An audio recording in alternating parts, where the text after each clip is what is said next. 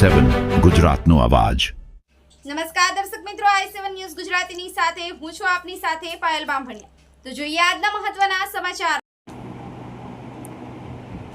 ગોવિંદ ગુરુ નવરચિત તાલુકા પંચાયતમાં પ્રમુખ પદે શ્રીમતી લક્ષ્મીબેન કલ્પેશભાઈ ડિંડોર, ઉપપ્રમુખ પદે મિનેશભાઈ કસુભાઈ ડામોર, કારોબારી અધ્યક્ષ સુમિત્રાબેન મનસુખભાઈ ડામોર, પક્ષના નેતા તરીકે શીતલબેન નિલેશભાઈ પરમાર અને દંડક તરીકે મહેશભાઈ લાલસિંહભાઈ મુનિયાની નિયુક્તિ કરવામાં આવી અને ભાજપનો ભગવો લહેરાયો।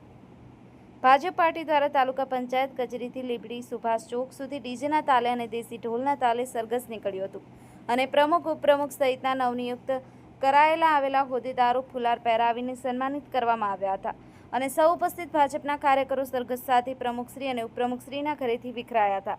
આમ 130 ઝાલોદના ધારાસભ્ય મહેશભાઈ ભુરિયા દ્વારા નવનિર્મિત ગુરુકુંજ લીંબડી તાલુકામાં ભાજપનો ભગવો લહેરાવી તાલુકા પંચાયતની જીત હાંસલ કરી હતી અને ભાજપ પાર્ટી અને કોંગ્રેસ પાર્ટી તથા આમ આદમી પાર્ટીના ચૂંટાયેલા સભ્યો સાથે મળી ગોવિંદ ગુરુ લીંબડી તાલુકાનો માનનીય વડાપ્રધાન નરેન્દ્ર મોદી સાહેબનું વિકાસનું સૂત્ર સાર્થક કરવા ખાતરી આપી હતી। Bureau chief Kalubhai Damor, i7 news Gujarati, Dahod.